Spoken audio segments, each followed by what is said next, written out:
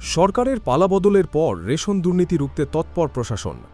মালদার হরিশ্চন্দ্রপুরে রেশনের চাল পাচারের অভিযোগে পুলিশের জালে ধরা পড়ল এক গাড়ি চালক। ঘটনায় উদ্ধার হয়েছে ৭২ বস্তা চাল। অভিযুক্ত রেশন ডিলার বর্তমানে পলাতক বলে জানা যাচ্ছে। ঘটনাটি ঘটেছে হরিশ্চন্দ্রপুর থানার ভালুকা অঞ্চলের ফতেপুর গ্রামে। পুলিশ সূত্রে জানা গিয়েছে ধৃতের নাম মোহাম্মদ জাহিরুল হক। জাহিরুল ওই ডিলারের গাড়ির চালক বলেই জানা গিয়েছে। অভিযোগ, সাধারণ মানুষের জন্য বরাদ্দ রেশনের চাল রাতের অন্ধকারে গাড়িতে করে পাচার করা হচ্ছিল। গোপন সূত্রে খবর পেয়ে হরিশ্চন্দ্রপুর থানার পুলিশ হানা দেয়। এরপরই গাড়িসহ ধরা পড়ে চালক জাহিরুল হক। তবে অভিযুক্ত রেশন ডিলার চমৎকার মণ্ডল ঘটনাস্থল থেকে পালিয়ে যায় বলে অভিযোগ। পুলিশ গাড়ি থেকে মোট ৭২ বস্তা চাল উদ্ধার করেছে। ধৃতকে এদিন চাচল মহকুমা আদালতে পেশ করা হয়েছে। চালগুলো কোথায় নিয়ে যাচ্ছিলেন? বলছি কে বলেছিল আপনাকে চালগুলো নিয়ে যেতে? মানে কোন ডিলারের ওখান থেকে নিয়ে যাচ্ছিলেন চালগুলো? কি ছিল গাড়িতে? কি ছিল গাড়িতে কি ছিল বলতে পারছি না স্যার।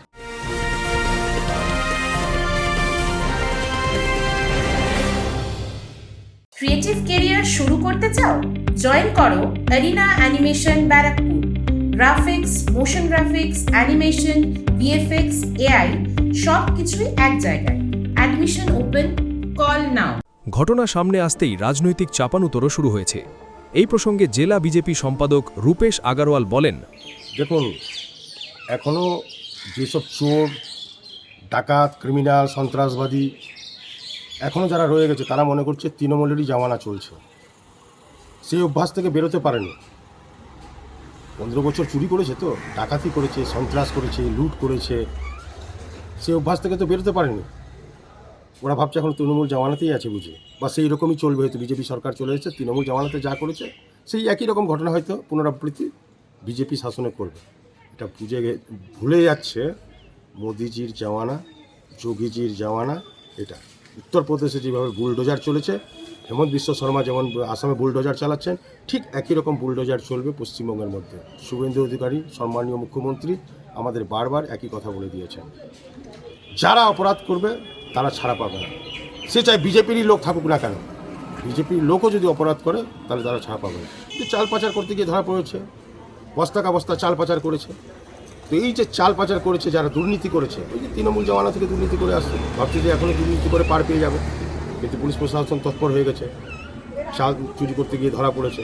অন্যদিকে তৃণমূলের তরফেও ঘটনার সঠিক তদন্তের দাবি তোলা হয়েছে।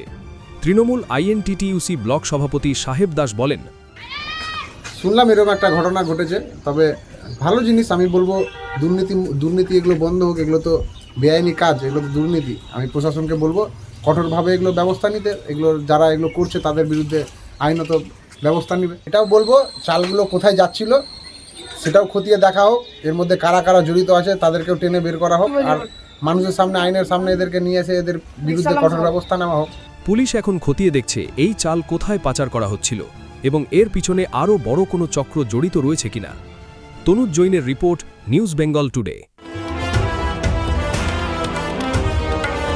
মেঘবেলা লাইভে আপনার পছন্দের টিভি চ্যানেলস সম্পূর্ণ বিনামূল্যে, শুধুমাত্র মেঘবেলা ব্রডব্যান্ডের কানেকশনের সঙ্গে। মেঘবেলা ব্রডব্যান্ড, বাংলার ঘরে ঘরে। উত্তর 24 পরগনা ও তার আশপাশের এলাকার মানুষের সেবায় ক্যাথল্যাবের মতো অত্যাধুনিক সুবিধা নিয়ে পরিষেবায় ব্রতী সারদা মাল্টি স্পেশালিটি হাসপাতাল।